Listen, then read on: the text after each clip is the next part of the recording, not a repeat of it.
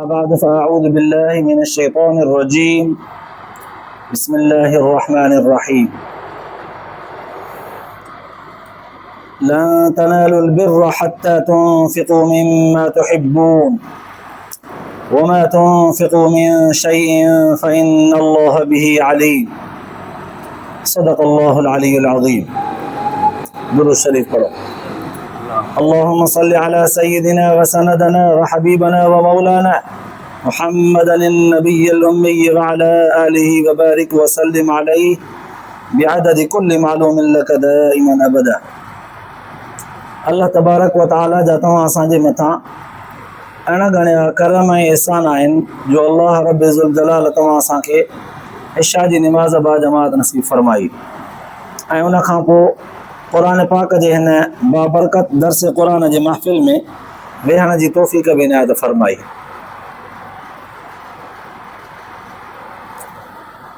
गुज़िरियल आयतुनि में अल्लाह तबारक व ताला उन्हनि काफ़रनि जो बयानु फरमायो हो जेके क़यामत जे ॾींहुं पंहिंजी जान छॾाइण जे लाइ जेकॾहिं सॼी ज़मीन सोन सां भरियल ॾींदा त बि क़बूल न पवंदी। हिकु त क़यामत जे ॾींहुं अहिड़ो मौक़ो कंहिंखे कोन मिलंदो जो हुनखे ज़मीन मिले वरी सोन बि एतिरो हुजे जो ज़मीन भरियल हुजे पोइ बंदो उहा ॾेई करे पंहिंजी जान छॾाए, ईअं कोन थींदो। पर अल्लाह तबारक व ताला इंसान खे सम्झाइण जे लाइ इंसान जे माल जो क़दुरु ऐं क़ीमत किथे आहे, कहिड़े वक़्तु इंसान जे माल जी क़ीमत ऐं क़दुरु आहे, कहिड़े टाइम ते इंसान खे पंहिंजो माल फ़ाइदो ॾेई सघे थो, ॼण त उनजी हक़ीक़त ज़ाहिर कंदे अल्लाह ताला फरमायो त क़यामत जे ॾींहुं काफ़र माण्हू जेकॾहिं पंहिंजी जान छॾाइण लाइ सॼी ज़मीन सोन जी भरियल ॾींदा त बि उन्हनि खां क़बूल न कई वेंदी। सज़ा ई सज़ा आहे, जंहिंजो ख़ुलासो इहो पियो निकिरे त दुनिया में इंसान अल्लाह ताला जे ज़ात जे मथां ईमान आणे, अल्लाह खे वहदहू ला शरीक करे मञे, हुज़ूर अलैहिस्सलातु वस्सलाम खे आख़िरी पैगंबर आख़िरी अल्लाह ताला जो रसूल करे मञे, क़ुरान पाक खे सचो किताब करे मञे, ज़िंदगी पंहिंजी इन्हनि जे मातहत गुज़ारे, पोइ जेकॾहिं कमी कोताही थी त अल्लाह तबारक व ताला उन जे लाइ कुशादगी रखी आहे, माफ़ीअ जा खोड़ सारा तरीक़ा रखिया आहिनि। पर जेकॾहिं कुफ़र जी हालत में ई मरी वियो पोइ हुनजी माफ़ी न आहे, चाहे छा बि करे। अल्लाह ताला त एतिरे क़दुरु बि फरमायो वमा लहुम मिन नासिरिन, उन्हनि जी कंहिं बि क़िस्म जी मदद बि न कई वेंदी। त पोइ हाणे सम्झ में अचे पियो त काफ़र माण्हूअ जो माल दुनिया में बि कंहिं कम जो कोन्हे। जेकॾहिं कंहिं माण्हूअ खे सदको ख़ैरात करे ॾे ऐं चवे त मां आहियां काफ़र ई पर सदको थो कयां, ख़ैरात थो कयां, माल थो विरायां, माण्हुनि जी मदद थो कयां, ताउन थो कयां, इहे कम चङा ज़रूरु आहिनि पर आख़िरत में हिनखे बचाए कोन सघंदा। इहो माल ख़र्च करणु भलो कमु ज़रूरु आहे, कंहिं मिस्कीन कंहिं मोहताज कंहिं ज़रूरतमंद जी ज़रूरत पूरी करणु बहितरीनु अमल आहे, इंसानियत जी हमदर्दी आहे, पर इहे हिनखे आख़िरत जे अज़ाब खां बचाए कोन सघंदा। मालूम थियो त इहे माल मता ख़र्च करणु उन वक़्तु कम जो आहे जंहिं वक़्तु इंसान ईमान रखे थो, ईमान जी हालत में ज़िंदगी गुज़ारे थो, मोमिन आहे, मञे थो त पोइ उनजो माल ख़र्च करणु कम जो आहे। पोइ हाणे अल्लाह तबारक व ताला अॼोकी आयत में इहो बयानु फरमायो आहे। हिकिड़ो आहे माल ख़र्च करण जो अंदाज़ ही त माण्हू नफ़ली सदको ख़ैरात पियो थो करे, ॿियो आहे त 12 महीने मुक़ररु वक़्त ते साल पूरो थी थो वञे त पंहिंजे माल जी ज़कात अदा करे थो। उन जे लाइ कुझु शराइत हूंदा आहिनि त माल एतिरो हुजे जो उन निसाब खे पहुचे ऐं 12 महीना फिरी अचनि, उन माल ते पराओ कंहिंजो हक़ या कर्ज़ बि न हुजे, जे आहे त उहो पहिरियां कढिबो, पोइ जेको बचे उन माल ते ॾिसबो त शरीयत जेको निसाब ॿुधायो आहे उहो पूरो थिए थो, ओतिरो आहे, जे आहे त ज़कात वाजिब फ़र्ज़ थींदी, जेकर न आहे त बसि। जे वरी कंहिं माण्हू वटि 10 महीना ज़कात जेतिरो माल हुयो, 10 महीननि खां पोइ पोयनि 2 महीननि में उहो ख़र्च थी वियो, ओतिरो तादाद बचियो ई न त ज़कात बि कान्हे। 12 महीना उहो माल एतिरो उन मिक़दार में पयल हुजे, ज़रूरतुनि खां फारिग़ हुजे ऐं उनजे मथां ज़कात जो निसाब लॻे, 12 महीना बि थियनि, फारिग़ बि हुजे, पोइ ज़कात त हक़ आहे। हाणे अल्लाह तबारक व तआला हिते ॼण त बयानु फरमायो आहे, माल ख़र्च कंदव न, इन में हिकिड़ी असांजी राज़ जी ॻाल्हि आहे। हिकिड़ो आम माण्हू ख़र्च करे थो, ॿियो ख़र्च त करे थो पर सभ खां वधीक महबूब शइ थो ख़र्च करे, जेका पाण खे सभ खां वधीक पसंदि अथसि उहा ख़र्च थो करे। अल्लाह तबारक व तआला फरमायो, जेकॾहिं तव्हां मुंहिंजे नेकनि अबरारनि मुत्तकी परहेज़गारनि माननि जे उन मक़ाम उन दर्जे खे हासिल करणु चाहियो था न, त पोइ तव्हां पंहिंजे माल मां जेके महबूब शयूं अथव उहे ख़र्च कयो। चङाईअ जे नेकीअ जे उन मक़ाम खे हासिल नथा करे सघो जेसीं ताईं तव्हां पंहिंजे महबूब शयुनि मां कंहिं हिकु शइ खे ख़र्च न कयो। मुमातुन सुको मिन शैइन, पोइ जेकॾहिं तव्हां पसंदीदा शइ खे ख़र्च बि कयो था, अल्लाह ताला फरमायो यादि रखो जंहिं बि शइ खे ख़र्च कंदव मां अल्लाह ताला जो इल्म में आहे। कॾहिं कॾहिं ॾेखार खां त ख़र्च थींदो आहे, कॾहिं वरी नालो इहो हूंदो आहे त मुंहिंजी सभ खां वधीक प्यारी शइ इहा, पर उहा हूंदी न आहे। कॾहिं वरी अल्लाह ताला जे नाले ते ॾिबो आहे पर सभिनी में जेका शइ पोइते या कसी हुजे त पोइ उहा।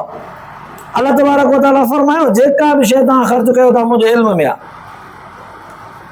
जे उहो मुकमल नेकीअ जो दर्जो मक़ाम अबरारनि वारो हासिल करणु चाहियो था त पोइ महबूब शइ खे ख़र्च कयो, पसंदीदा शइ। हाणे हीअ आयत जॾहिं नाज़िल थी, सहाबा किराम खे हुज़ूर सल्लल्लाहु अलैहि वसल्लम जन जॾहिं ॿुधाई, उलमा मुहद्दिसीन लिखियो आहे त साहबनि सगुरनि फौरन पंहिंजे माल ते नज़र विधी त अल्लाह ताला फरमाए थो, जेसीं ताईं पंहिंजे पसंदीदा शयुनि मां का हिकु शइ ख़र्च नथा कयो तेसीं ताईं तव्हांखे नेकीअ जो मुकमल मक़ाम दर्जो हासिल न थींदो, नथा पहुची सघो उन मक़ाम खे। त पोइ भला हिमत कयूं, जेके शयूं पसंदि हुजनि उहे भला ख़र्च कयूं। रिवायत जे अंदरि ईंदो आहे, हज़रत अनस बिन मालिक रज़ी अल्लाह तआला अन्हु खां रिवायत आहे, फरमाई त हज़रत अबू तलहा रज़ी अल्लाह तआला अन्हु ग़ालिबन हज़रत तलहा रज़ी अल्लाह तआला अन्हु मदीने जे अंसारनि सहाबनि मां सभिनी खां वधीक अमीर हो, वॾो दौलतमंद हो। मस्जिद नबवीअ जे ॿाहिरां वेझो ई हिन जो हिकिड़ो बाग हो ज़बरदस्त, उन बाग में हिकिड़ो खूह हुउसि, उन खूह जे करे हुन सॼे बाग जो नालो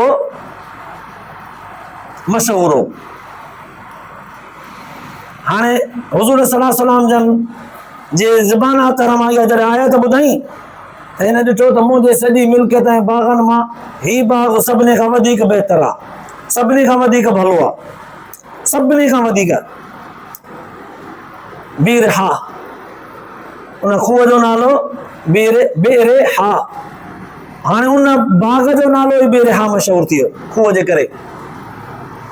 हुज़ूर सल्लल्लाहु अलैहि वसल्लम जन वटि अची करे अर्ज़ु करणु लॻो त साईं, हीउ जेको मुंहिंजो बाग आहे न साम्हूं मस्जिद नबीअ जे साम्हूं, जिते तव्हां बि कॾहिं कॾहिं ईंदा आहियो, जंहिं खूह जो पाणी तव्हांखे बि पसंदि आहे, मिठो ऐं थधो हूंदो आहे, मूंखे सॼी मिल्कियत मां इहो बाग वधीक पसंदि आहे। साईं मां इहो अल्लाह ताला जे नाले ते ॾिनो, सदको कयो। हुज़ूर सल्लल्लाहु अलैहि वसल्लम फरमायसि, माशा अल्लाह, हीउ त वॾो सदको आहे, हीउ त तमामु बहितरीन अमल आहे। हीउ ख़ुशि थियो, साईं मूं ॾिनो, सॼो बाग ॾिनो। हुज़ूर सल्लल्लाहु अलैहि वसल्लम जन फरमायसि, ठीकु आहे, क़बूल आहे, पर हिनखे हीअं कर त हिन बाग पंहिंजे खे पंहिंजनि रिश्तेदारनि अज़ीज़नि में तक़सीम कर। हज़रत तलहा रज़ी अल्लाह तआला ने छा कयो,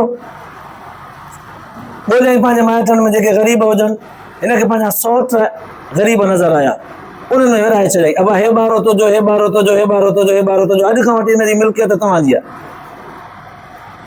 सॼो बाग अल्लाह ताला जो ऐलान कयो त जेसीं ताईं पंहिंजे महबूब प्यारनि पसंदीदा शयुनि मां का शइ ख़र्च नथा कयो तेसि ताईं हुन नेकीअ जे मुकमल मक़ाम खे नथा पहुची सघो। हज़रत अबू तलहा सॼो बाग साईं मां ॾिनो, विरहाइजी वियो। थोरी देरि थी, हज़रत उमर रज़ी अल्लाह ताला अन्हु आयो, साईं फलाणे जगह ते जेका मुंहिंजी ज़मीन आहे न ख़ैबर में, मुंहिंजे ज़मीन जाइदाद मिल्कियत मां उहा ज़मीन मूंखे सभिनी खां वधीक पसंदीदा आहे। उन ज़मीन जी उपत आबादी बि ॾाढी वॾी क़ीमती हूंदी आहे, पाणी बि भलो ज़मीन बि भली। साईं मां उहा अलाह ताला जे नाले ते सदको कई।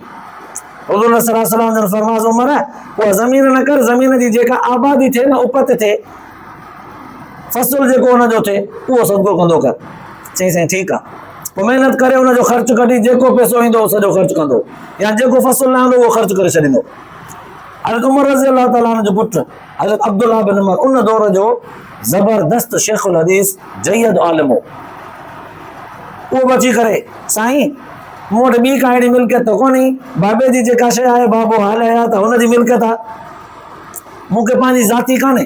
फलाणी रूम जी हिकिड़ी बानी आहे, कनीज़ बानी, उहा मूंखे सभिनी खां वधीक मिठी आहे, प्यारी आहे। साईं मां उहा ॾिनी, उहा मां आज़ादु कई अलाह ताला जे नाले ते, हुनखे छॾे ॾिनई। बसि तोखे मां अॼु आज़ादु कयो, वञी पंहिंजे बचनि माइटनि सां वञी गुज़ार, आज़ादु आहीं। वरी रिवाज अंदरि ईंदो आहे हज़रत उमर हज़रत ज़ैद बिन साबित रज़ी अल्लाह ताला अन्हु हुज़ूर सल्लल्लाहु अलैहि वसल्लम जन वटि हिकिड़ो घोड़ो खणी आयो। साईं हीउ घोड़ो मूंखे सभिनी खां वधीक, सॼी मिल्कियत में घोड़ो वधीक प्यारो आहे। अल्लाह तबारक व तआला जे हबीब सल्लल्लाहु अलैहि वसल्लम फरमायसि ठीकु आहे, तुंहिंजो इहो क़बूल आहे। पर हुज़ूर सल्लल्लाहु अलैहि वसल्लम जन हज़रत ज़ैद खां वठी संदसि पुटु हज़रत उसामा खे ॾिनो त इन ते तूं वञी जंग कजां। हज़रत ज़ैद थोरो महसूसु कयो, अड़े वरी बि इहो घोड़ो मुंहिंजे घर मोटी आयो, कंहिं ॿिए खे वञी मिले आहे, मुंहिंजे पुट खे मिलियो, माना वरी बि मुंहिंजे घर में आयो। हुज़ूर सल्लल्लाहु अलैहि वसल्लम फरमायो ज़ैद इन ॻाल्हि खे तूं महसूसु न कर, अल्लाह ताला तुंहिंजे इन सदके खे क़बूल करे छॾियो। त मुस्कुराए करे चवणु लॻो साईं हा माशा अल्लाह, हुनजे दिलि मां इहा ॻाल्हि ई निकिरी वई। वरी थोरी देरि थी, ईअं मुख़्तलिफ़ क़िस्मनि जा सहाबी सॻोरा पंहिंजूं पसंदीदा शयूं खणंदा आया, अल्लाह ताला जे हबीब सल्लल्लाहु अलैहि वसल्लम जे आॾो पेश कंदा विया, हुज़ूर सल्लल्लाहु अलैहि वसल्लम जन विराईंदा विया, तक़सीम कंदा विया। इहो त हुयो सहाबा किराम जो मक़ाम। पर हज़रत उमर बिन अब्दुल अज़ीज़ रहमतुल्लाह अलैह वक़्त जो हुक्मरान थी गुज़रियो। उहो पंहिंजे दौर में हिन आयत जे मथां अमल कंदे खंड वठी करे उहा विराईंदो। कि माण्हुनि चयोसि हज़रत खंड चो हुनजी क़ीमत विरायो,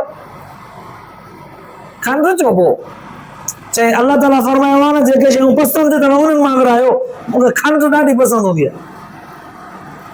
पुराणे ज़माने में अॼोके ज़माने में त सफ़ा अची आहे, पुराणे ज़माने में गुड़ जे मिठाईअ मां ठाहींदा हुआ, ज़रे घटि मिठाई जहिड़ी हूंदी, जेको बुज़ुर्गनि लिखियो आहे। चए मूंखे वरी सभिनी खां वधीक मिठाण में इहा शइ पसंदि आहे, मां इहा विराईंदो आहियां। अल्लाह ताला जो फरमायो आहे जेका पसंदि अथव उहा विरायो। त ॾिसो अल्लाह तबारक व तआला फरमायो तव्हां नेकीअ जे मुकमल उन मक़ाम दर्जे खे, जेको दर्जो मां पंहिंजे अबरारनि सालियनि बाननि खे ॾींदो आहियां, उहो मक़ाम तेसिताईं हासिल नथा करे सघो जेसिताईं पंहिंजे प्यारनि पसंदीदा महबूब शयुनि मां कुझु ख़र्चु कयो। ऐं जेको बि ख़र्चु कंदव न यादि हुजेव मुंहिंजे इल्म में आहे, मुंहिंजे इल्म में आहे। हाणे आयत जो ज़ाहिरी लफ़्ज़ त इहे आहिनि जंहिंजो ख़ुलासो इहो आहे। गहराईअ सां जॾहिं ॾिठोसीं त अल्लाह तबारक व तआला इन हिकिड़ी आयत जे अंदरि खोड़ सारा 5-6 मसाइला सेखारिया।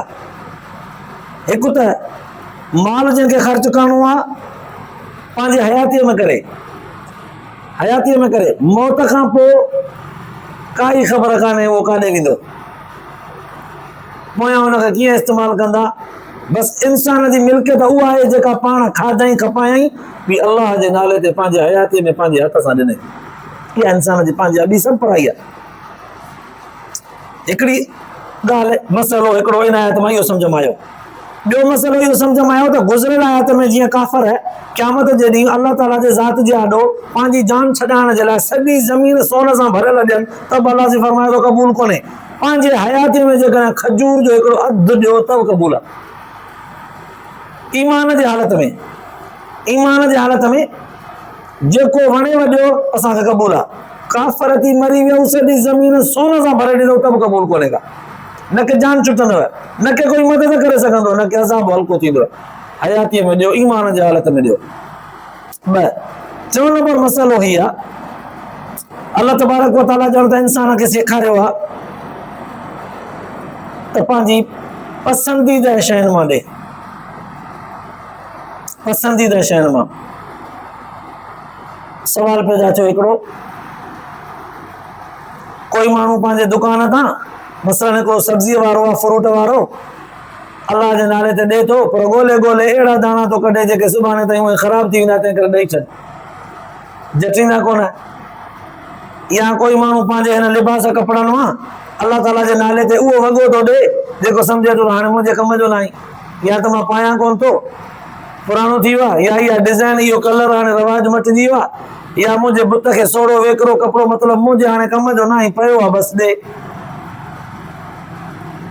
क़ुरान पाक जे हिन आयत मां ॼण त सम्झ में थो अचे, अलाह से फरमाए थो त पसंदीदा शयूं उन माण्हूअ जूं इहे शयूं पसंदीदा त न थियूं जंहिं पंहिंजे दुकान तां कसियूं शयूं ॾिनियूं, जंहिं पंहिंजे कपिड़नि मां कसियूं शयूं ॾिनियूं। ॿियनि लफ़्ज़नि में मां खणी हीअं चवां, अलाह ताला मूंखे कमी पेशी माफ़ फरमाए, सदके ॾियण जे लाइ खीसे मां नोट कढई न, नवनि जे बजाए पुराणा ॾिनई, मथां ग़रीब इहो बि ॼण त हिन कस में आहे। इन दौलत खे मार पैसे, जेतिरी नई हुजे कड़क हुजे ओतिरी ख़र्च कजे, इनजी वैल्यू दिलि ते रखिजे ई न। पोइ सचो आहे इहो, सचो आहे इहो, कंहिं सियाणे माण्हूअ चयो, ॿ माण्हू सदाई मां ख़ुशि ॾिठा आहिनि, हिकु जंहिं ख़ुदा जे नाले ते ॾिनो आहे उनखे मां कॾहिं ग़रीब न ॾिठो आहे, ग़रीब न ॾिठो आहे, जंहिं अलाह जे दीन जे लाइ बर्दाश्त कयो आहे उनखे सदाई मां बादशाह ॾिठो आहे, खिलंदे मुस्कुराईंदे सेहतमंद ॾिठो आहे, बीमार न ॾिठो आहे, ऐं वाक़ई सचो आहे। त पोइ अलाह तबारक व तआला हिननि आयतुनि जे ज़रिए ॼण त इंसान खे सेखारियो सुठी शइ ॾे, पसंदीदा शइ ॾे। पोइ बाक़ी सुवाल हीअ आहे त इहे जेके पुराणा कपिड़ा, पुराणा नोट, ॻरियल भरियल पुराणियूं सब्जियूं भाॼियूं सामान, इहे जेके ॾियूं था क़बूल आहे न भला जेकॾहिं ॾियूं था त? हुनजो जवाबु उलमा मुहद्दिसीन हीअ लिखियो आहे त बंदे में सदाई सदाई जी इहा आदत न हुजे पुराणियूं कसियूं शयूं पियो ॾे, अलाह जे नाले ते ॾींदो अचे सुठी शइ पसंदीदा जीअं अलाह से हुकुम कयो आहे। पोइ हा, जेके शयूं हिन जे कम जूं न आहिनि या हिन जे ज़रूरत खां वाधारियूं थी वियूं आहिनि, हिन जो हाणे उन्हनि सां शुग़ुल शौक़ु मुहबत न रही आहे, उहे बि ॾींदो थो वञे, उन सां गॾु महबूब शयूं बि ॾिए थो, कोई फ़र्क़ु न पवंदो हुनजे क़बूलियत में, छो त हिन जी आदत त न इहे शयूं ॾियण जी। कॾहिं नओं जोड़ो बि ॾेई छॾियईं, कॾहिं सुठे में सुठो बि ॾिनई, जेको पंहिंजे लाइ पसंदि कई उहो ॿिए जे लाइ पसंदि कई, इहा आदत अथसि, पर पुराणो बि ॾिनई त इहो बि हुनजो सवाब खां महरूम कोन्हे, ख़ाली कोन्हे। अलबत्ता क़ुरान पाक जे हिन आयत ॼण त सबक़ ॾिनो, आदत इहा न हुजे पुराणनि कसनि शयुनि जे ॾियण जी, महबूब शयूं ॾियो, पसंदीदा शयूं ॾियो, भलियूं शयूं ॾियो। तॾहिं त अलाह जे रसूल सल्लल्लाहु अलैहि वसल्लम फरमायो त अलाह ताला जे नाले ते, अलाह ताला जे नाले ते जेका शइ न पंहिंजे लाइ पसंदि कयो था, ॿिए मुस्लमान भाउ जे लाइ अलाह जे नाले ते अगरि ॼण था चयो त उहा ई पसंदि कयो। क़ुरान पाक जे हिन लफ़्ज़नि जो ॼण त ख़ुलासो आहे, छो त अलाह सिंधु फरमाए पंहिंजी पसंदीदा शइ ॾियो, माना जेका मूंखे वणे ॿिए जे लाइ उहा ई, जेका शइ पंहिंजे लाइ पसंदि कयो ॿिए जे लाइ उहा ई पसंदि कयो।